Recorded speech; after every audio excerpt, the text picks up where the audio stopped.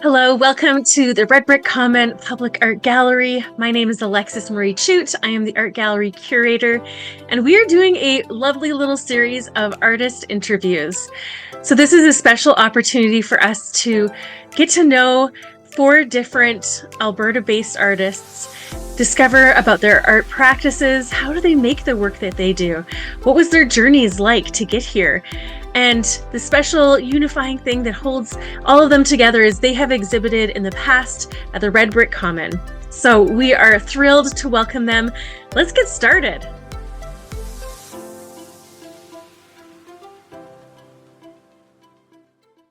Welcome to the Red Brick Common Artist Interviews. We are joined today by the fabulous Marnie Blair, and I am so excited.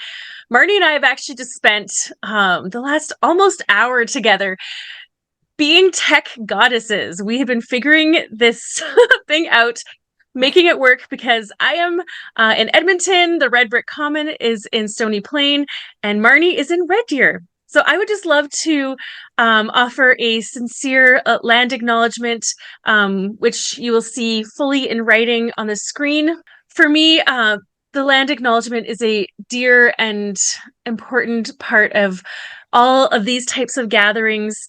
As a mother, as someone who lives in a home, as someone who has a creative practice, for me, I really am very passionately believing that if we can put ourselves in the mindset that what if our children were stolen from us? What if our culture was stolen from us? What if our home was stolen from us? It almost makes me want to cry when I think about what that would be like. So I want to specifically acknowledge the communities that are around the Red Brick Common, as they are our virtual hosts today. Oh, thank you to these Indigenous communities for your culture and working with us on our journey to reconciliation. Thank you, Marnie, so much for being here. I am a super fan of your work, I have to say. You bring together so many different materials and ideas. Your work is rich with meaning. I can always tell that, like, the artists that I love, it's because I'm like, oh, I wish I had made that. Do you know what I mean? Do you have any artists that are like that? Yeah, for sure. There's about a dozen artists out there, and I am always wishing I made that, or I wish I knew how to use that material, or I wish I would have thought of that. I guess that's the exciting part of being in a creative world, where there are artists that you admire so much. So we know that you're in Red Deer. Can you tell us a little bit about yourself? Like, how did you get into art? Were you like born an artistic baby? Oh, right. Okay. So, my grandmother was a painter and was constantly collecting like magazine clippings of things that I could draw or paint.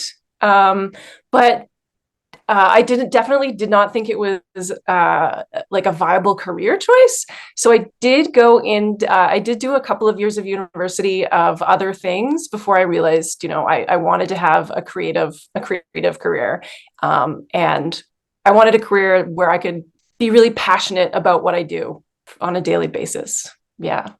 So I didn't arrive at it in a sort of a straight trajectory, but I did eventually get there.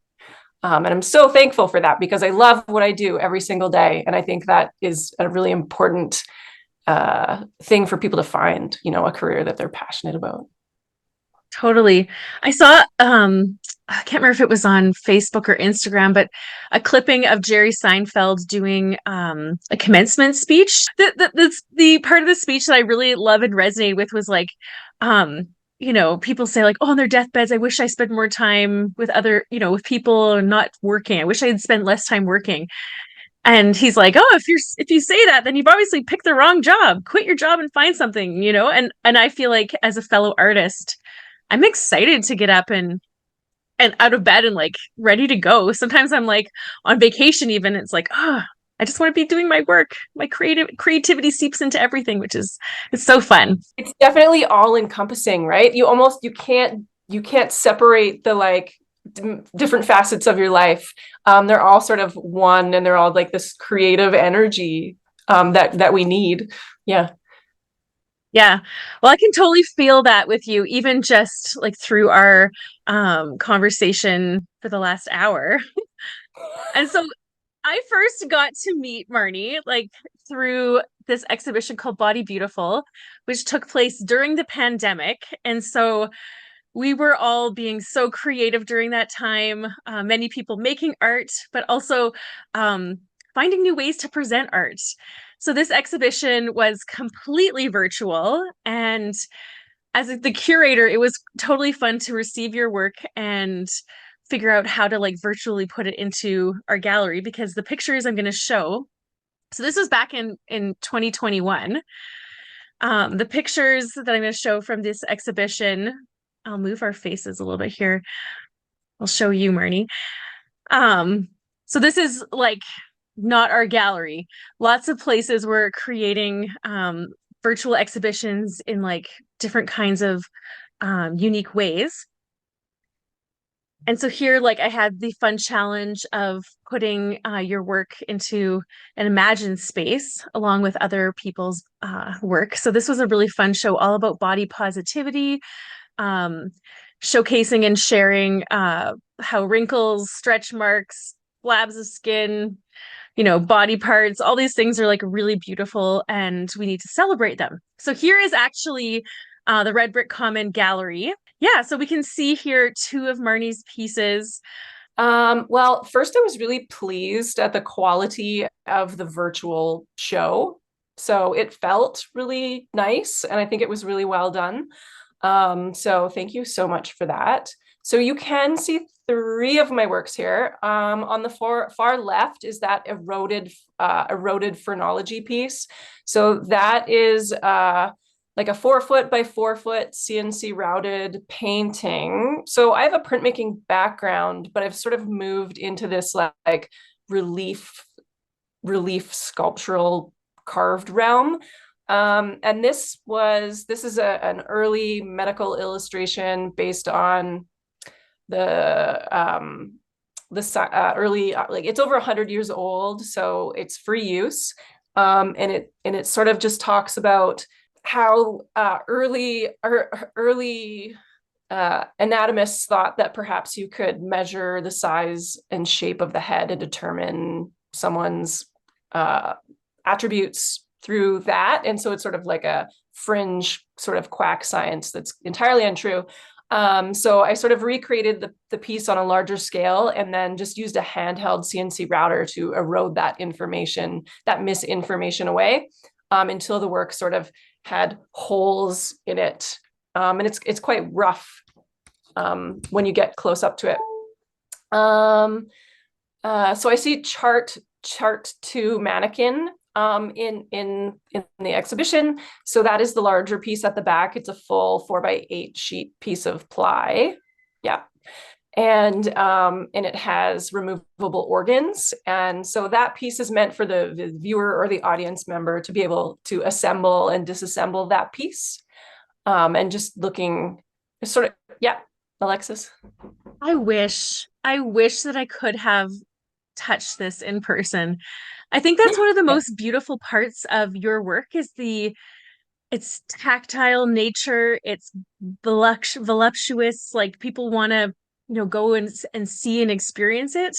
Yeah, so you go. That's to me, I'm just like I could see both adults and kids alike wanting to like stack and investigate this. Sure. Yeah. And so there's a sense of play. And you can sort of it's like it's performative and participatory, and gives you an idea of how you could possibly perform a dissection. But it's also meant to be playful at the same time. And then the work on the right is sort of a piece that questions, like an early anatomical illustration that might question gender or gender identity. It's it's exhibited with two sort of bunches of speculums. And so I really tried to, like with the one here you can see on your left, the stacking, I tried to make it look like it was really in the gallery, which is so fun. Like this is literally a window. that we have at the gallery. And then the reflections, like I think that was the cool thing with the pandemic is the ability of so many people to try to be creative. Where did you get the idea? So those are like pap smear like things, right? Yeah. Yeah. So early pap smear speculums, they're speculums. So the speculum hasn't changed in hundreds of years. The design it's still the same design. So where did you find all these speculums? So medical equipment, so medical accessories expire, and they're meant to go into the landfill. But there's all sorts of folks who will offer me expired medical devices that are meant to go into the trash. So I have a bit of a collection of things. So where I work at the Polytechnic in nursing, the nursing department will lend some of their expired tools and accessories. Yeah. As well. Yeah. You're lucky. That sounds like fun. I'm like, oh. But like also when COVID was winding down, there was all of those patient gowns expired.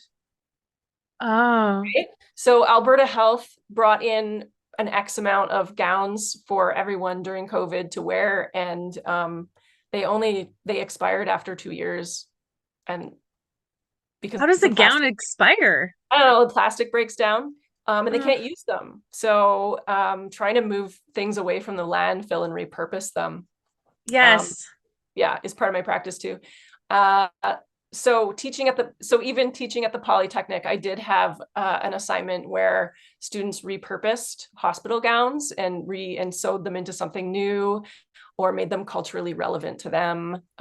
So there is fun. There's some interesting things that you can do. That's repurposing things. Thank you for doing that. As an artist who also repurposes things, like my husband's not too pleased, but I have a shopping cart that I found on the side of the road that I'm doing some weaving in right now. But yeah, I feel like it's so important, and it like opens people's eyes to be like, this is not something we shouldn't just like automatically trash. Like, how can we get back into like reusing and recycling objects, right? Yeah. So here's like some behind the scenes. And I think this is cool to show that for people to see like the scale of this, right? Yeah, it's meant to be monumental or larger than life. Hopefully the works. Yeah, and they're quite tactile. And then even this notion of repurposing the pieces again and turning, so that there can be another life even after this piece, I think is important when you're thinking about things like plastics.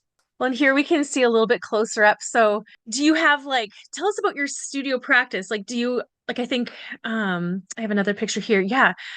With the tools. So like you are a badass, totally like right in there getting dirty and stuff. Is this at your school or do you have like your own studio space where you create these sort of giant things? That's a good question. Everyone always asks what my studio space looks like, and it almost doesn't really exist. It's more of a small temporary spaces, depending on what I'm making, what materials I'm working with, and whether it's an analog or a technology, like whether I'm using analog or technology. So it can be, in the summer, it's outside in my backyard. Awesome. Yeah, so it sort of changes and it moves.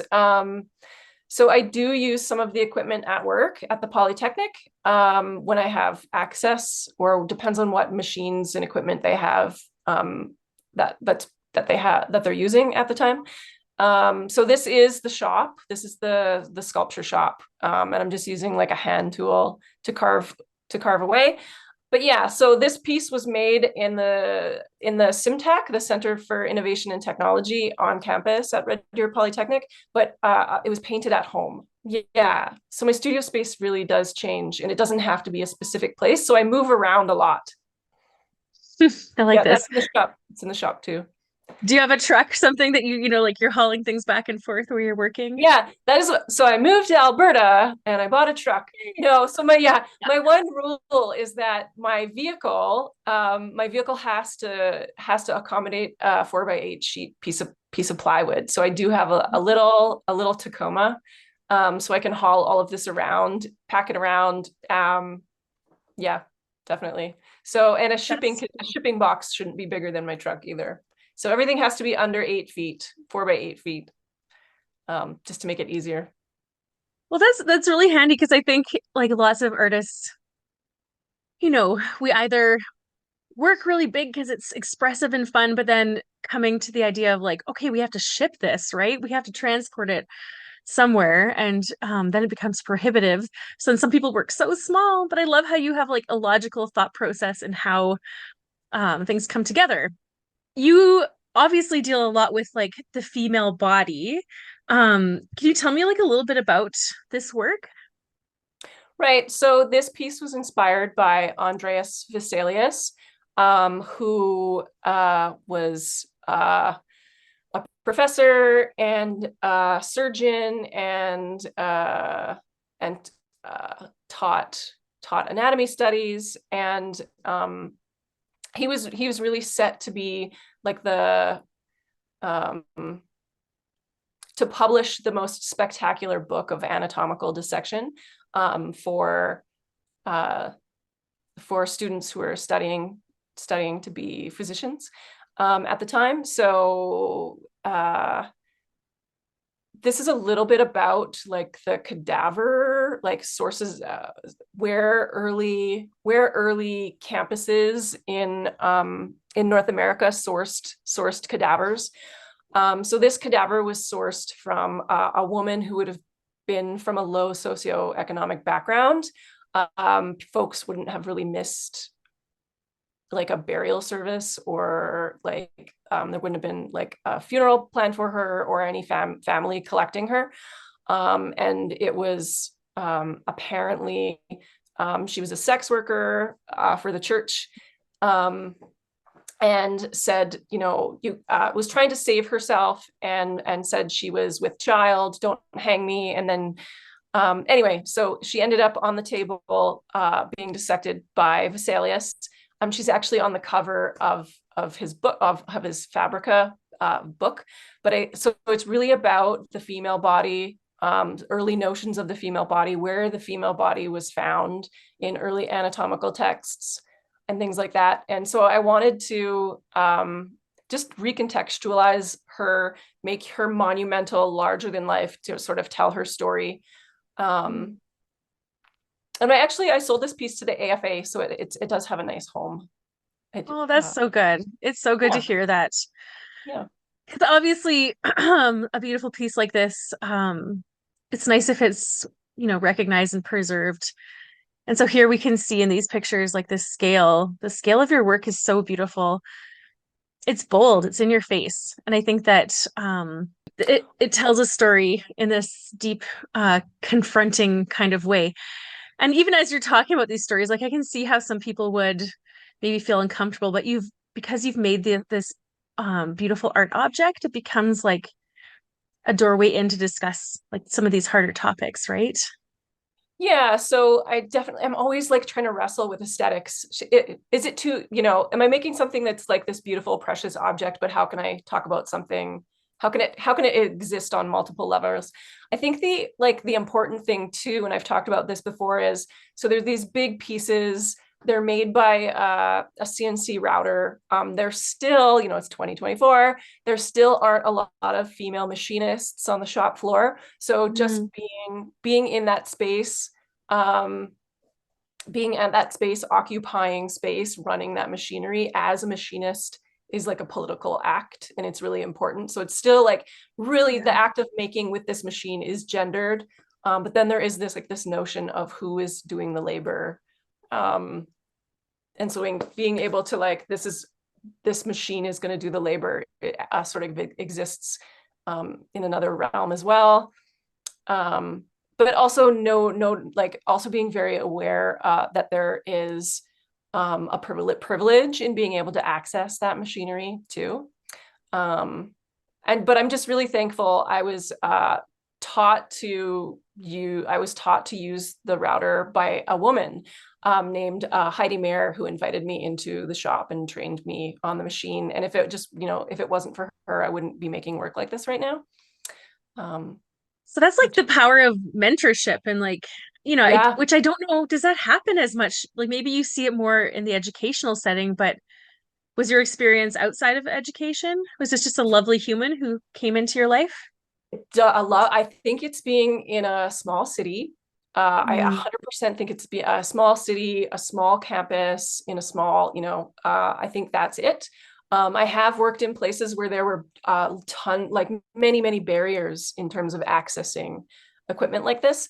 And I 100% think it was just like one woman being willing and excited and passionate about the arts, willing to teach another woman, and just making extra time for someone else and not being like a gatekeeper, and just wanting That's to cool. celebrate someone else's successes and interests and things like that, for sure. Yeah. That just sounds so refreshing and inspiring. So, do you feel like in your professional life, like where you are a professor, you're a teacher, like do you feel like you get that opportunity to pour back into other students who are working in art as well? 100%, right? So, as an instructor, you have these decisions you can make, right? And so, just making your classroom or your studio a safe place for students, a safe place for all of your students, but also giving opportunities to students to access these types of technologies as well is really important. Okay, Marnie. So this work that we just discussed and what you showed at the Red Brick Common was a few years ago. You made it pre-pandemic. We showed it during the pandemic. I hope it has been shown in other places, and it is now part of it is in the AFA Yep. collection, which is super exciting. So here is some of your new work. We're going to go through a couple pictures you sent me and tell me about this. Like what is fascinating you right now and what mediums and materials are you utilizing? I'm really excited to work with wood, but it's also pricey and large and heavy. And I wanted something, I wanted to get back to maybe my printmaking roots and maybe make something that I can roll up and put in a tube, something a little bit more direct that had less steps and processes involved. So this is new work. It's a series of drawings called Moving Parts Never Stop. And it's a collaboration between myself and the router. So it's human and machine generated. And so the imagery is made the same way my older work is made. I'm still really interested in early anatomical medical illustration. So the work starts off as small drawings that I've made based on early anatomical texts. And then I photograph my drawings and multiply them, and I use an app that doubles them, triples them, sort of changes, distorts and changes the image and creates a lot of multiples. And then I upload that into the routing software, and I 3D printed a tool that holds pens at the same angle as the way I would write and draw. Oh, cool. And so the machine is drawing for me, and it's making ballpoint pen drawings. The source is my own drawing, but I love moving between analog, digital, and then like this analog output in the end. And my job is to come in, go into the shop and change the pen before it runs out. Wow. Okay, so you said that you're like, oh, it's gonna work with less complex steps and things. That still sounds very complicated. And I think that that's what you're explaining is I wouldn't necessarily look at or understand that by looking at this work, or even we'll go to the next one here. But wow, like I think that the way that you create these really adds to the richness of the work itself.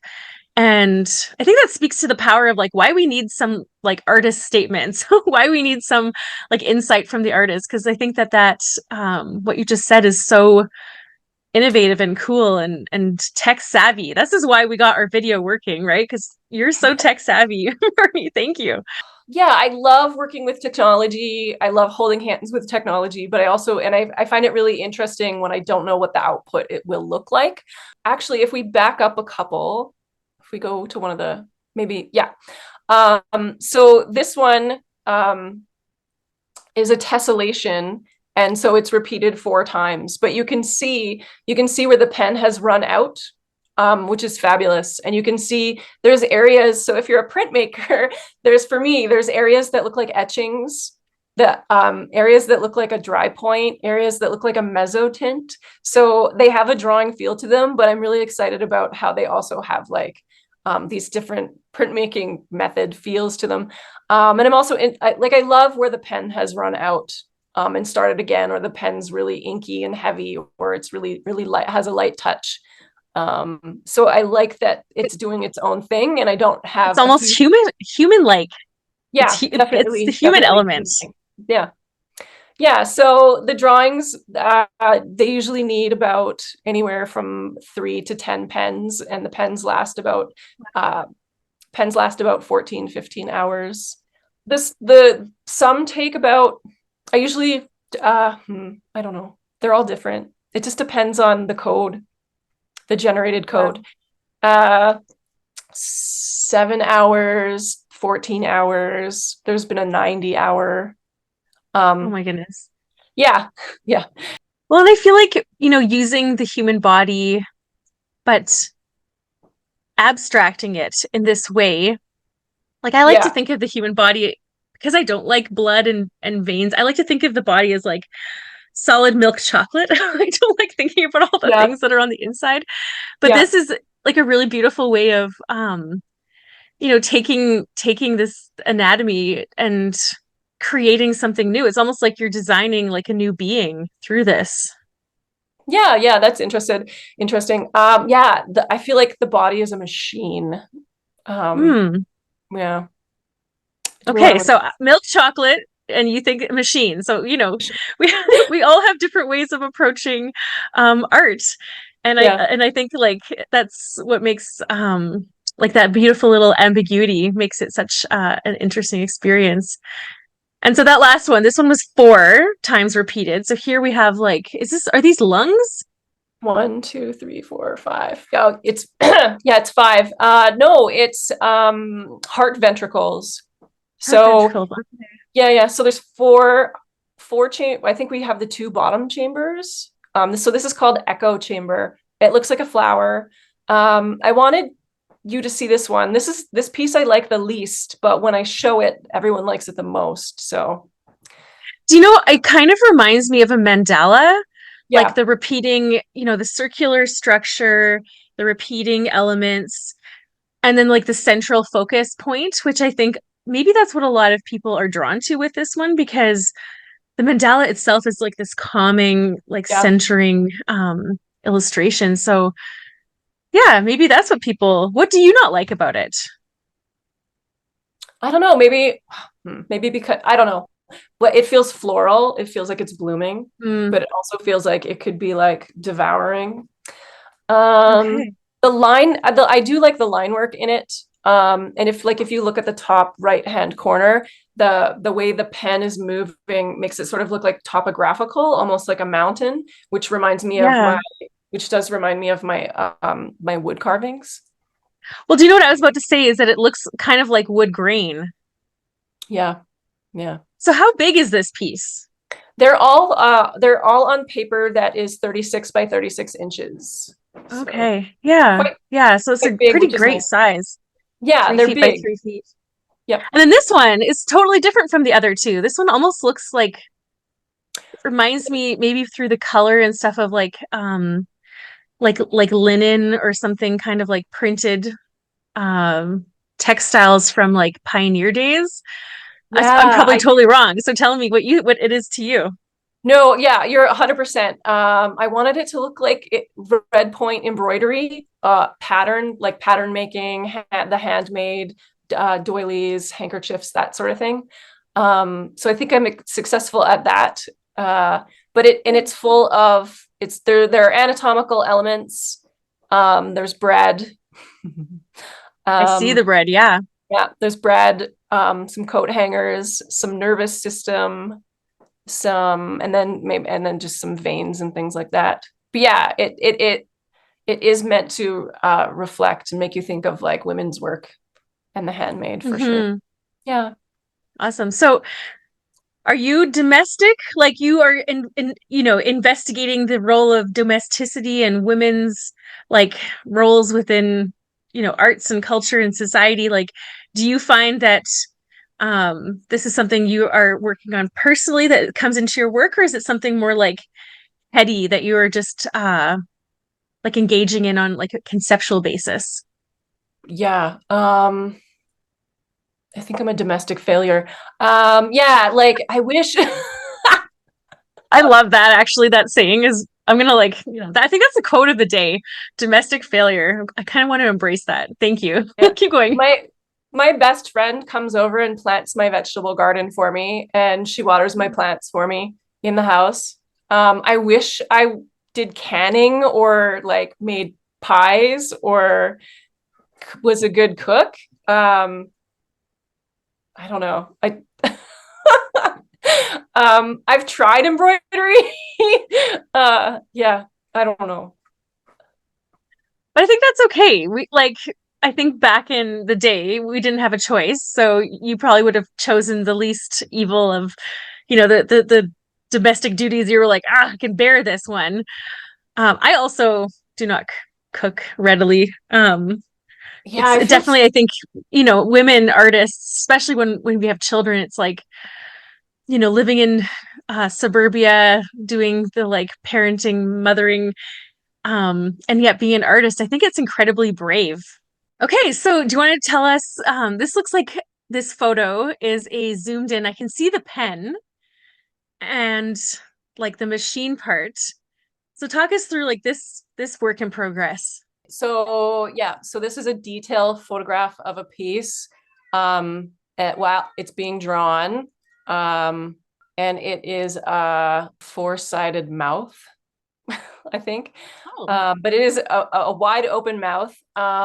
It's one of my favorite pieces just because of the pen quality, the line quality, and the mark making of the pen. Um, on the right, sort of has a stippled effect. it's almost And like then pointillism. yeah, yeah. So it's visually really rich the way that the machine, just the way the pressure of the machine, or the x-axis sort of like traveled along the surface of the paper in a really interesting way. Yep, so there's the pen holder and the pen. Is it a normal pen? Like kind of looks like a normal pen. Like, Yeah, yeah. So I use Sharpie ballpoint, Bic ballpoint, Pilot pens. So mhm. just ballpoint pens work well, and really, really, really smooth paper works well. A paper with a rough surface just starts to tear up and disintegrate, and the machine will actually tear through like 3 or 4 layers of paper. So you do Okay. need a really smooth surface, and a free flowing pen. Like a Sharpie lasts about an hour and a half before it gets dry, and you have to like turn it. So I've just found that regular old ballpoint pens work best. That is so cool. I think that part of me is like, oh, I want to do like a mini documentary on like your working process. So when you're creating, like, are there lots of people around? Are there students around? Or do you just like put headphones on and you're like in your own space? I multitask, and I'm doing paperwork while the machine runs. Okay. I'm always I should probably just enjoy it and read a book, but I'm always like, I'll get this work done while the machine runs, and it's just like a way to do two things at once. So it's like yeah, unfortunately. Um Kind of speaks to like mechanization in general, right? So like we have machines that, have filled in for humans doing, building cars or like I can't think of another example, but Yeah. to the effect of like so humans can go do other kinds of work that maybe machines can't yet do.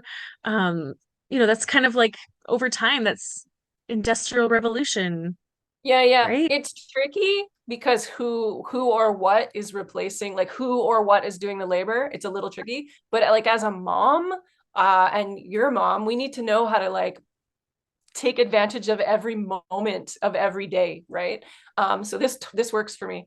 And I have gratitude for the machine that is doing the labor. Yeah, Yeah, I get yeah. it. I get it on a deep fundamental level. I don't know about you when you before you became a mom, and for me, I was envisioning like, okay, I will be able to have a playpen, set up. So my kid is, like engaged and doing things, and they're right beside me, and then I'll be working in the studio. And it totally just does not happen like that. I think for me as a new mom, I was like, oh my gosh. And I discovered like helpful little things like there's a cafe that had, closed borders and all this play equipment.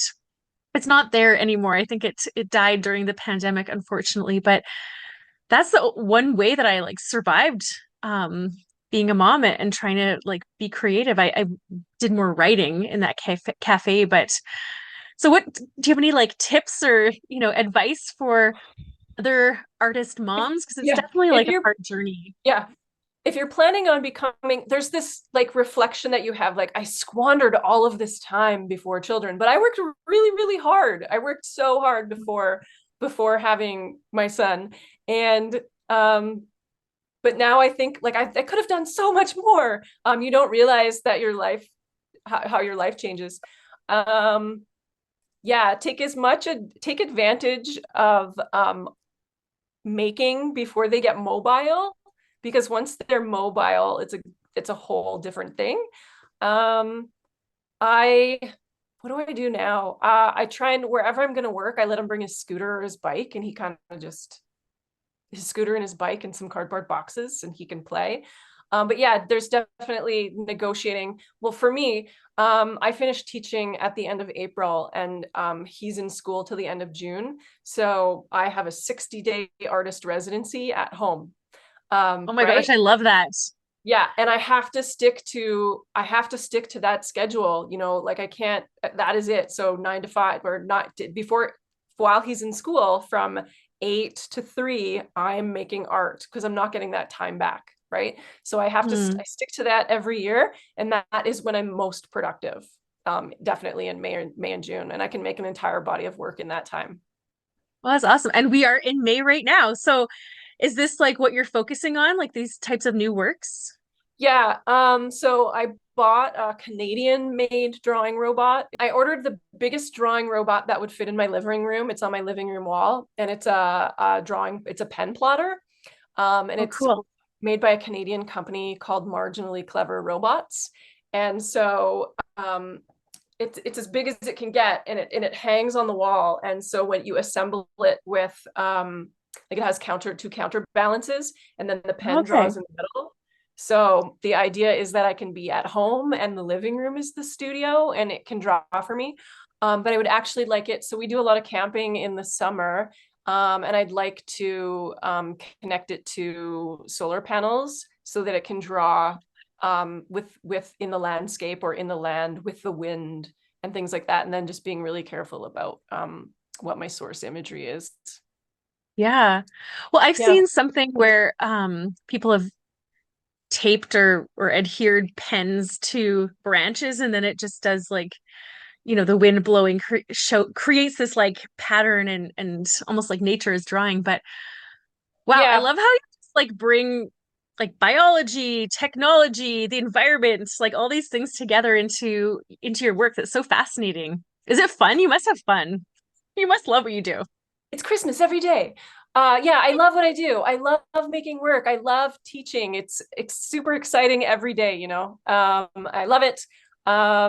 Right. So I do try and separate my art practice from family. Mm. But he's becoming more interested in things like biology and the land and that sort of thing. So we'll be able to enjoy that together. Um, yeah, my favorite class in university was my biology class. Okay, So, I actually do. I had a really cute bio teacher though. So part of me was like, oh, teach me, human anatomy, teach me biology, teach me like about, where babies come from. right, That right. helped for sure. Yeah, yeah. Awesome. So what has changed with you since exhibiting at the Red Brick Common and like what was that experience like? Like you submitted, um, sort of walk us through like where are you now? Yeah. So that was a sort of a surreal time. Um, COVID. So I did appreciate that the exhibition felt really real. It did feel real. It was nice to get back into the studio after that, after being at home for a while. I was teaching, I was teaching part-time at Red Deer Polytechnic, and I'm full-time now, so that's a big change, sort of just renegotiating my time, my schedule. Um, what else? I devote quite a bit of time to, I'm the vice president or the vice chair of the Red Deer Arts Council. So I'm really, really Cool. busy with them. Yeah. So I spend about 30 hours a month on that. And it's doing volunteer work is really satisfying for me, and being part of our tiny community is really fun. And yeah, just trying to make work in a different way, make more paper-based work, and hopefully spend the summer making a series of small etchings too. And then And maybe moving back to routing wood later on, maybe on a smaller scale. I love how you have like so many things going on. And I think that's part of the fun of like having artist conversations like this. I'm sure we could talk for way longer too, but the ideas, the momentum, I think that I really love how look at old textbooks and get inspiration to make new work. The old and the new really do come together in your work in such a like an innovative and cool way. And it's also students inspire me too. So when I started using a pen in the router, it was some of my international students said, "How far can we push this? Like Oh, that's how big cool. of a yeah, like how big of a file will this machine take before it crashes? Did How you many test data that to find out? yeah, so I had this student from the Philippines who said, I know a little bit about machining, I know a little bit about software. Let's push it, and the files would crash and crash and crash and crash, right? And we finally found a file that it was happy with, that it read and understood, and like didn't crash the system. And so I think there. It's fun to be surrounded by young people who are so excited too about analog and digital processes, and who sort of want to be on the journey with you, and try new things with you. It's part of what keeps me going, I think. That's awesome. Yeah, I think Yeah, um the people that probably have old, outdated ideas are the ones that are, they stay only within their cohort of age peers. But I think that yeah. that's a really cool advantage for you. Like you get to be, constantly seeing new people, new ideas, and working with them too. Yeah, that must be a really fun experience. Yeah, definitely being in the classroom and just learning from like a really diverse group of folks. I think we all learn. So I'm not just teaching and leading and mentoring, I'm learning from all of them at the same time. And it's really exciting. Well, that's awesome. Yeah. So you must have this, memorized because of you pouring into students all the time. But for people who are watching this, who are maybe like emerging, who are maybe untrained in terms of like post-secondary education, maybe they're just, artists who are wanting to like they have big dreams. Like, what would you say to those people? Right. So I teach professional practice. So I say that once a week. Um, But whether, yeah, whether you go to art school or you don't go to art school, you're self-trained or you're trained by another mentor, I think don't to like believe in yourself, don't have any doubts about yourself, don't second guess yourself, be confident.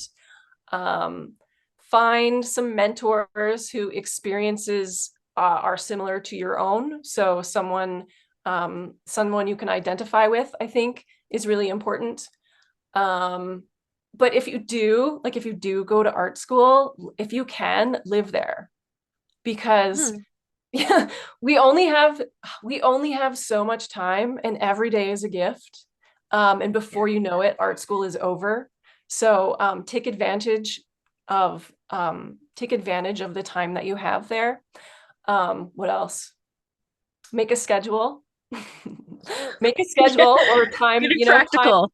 Yeah, be practical, make a schedule and stick to that schedule. I think one of the big things of being a creative person or a maker, there's no one telling us to make work. There's no one telling us to get in the studio. There's no one telling us to apply for shows or telling us to go to a fair and sell our work, right? So you are your own boss and you are your own motivator.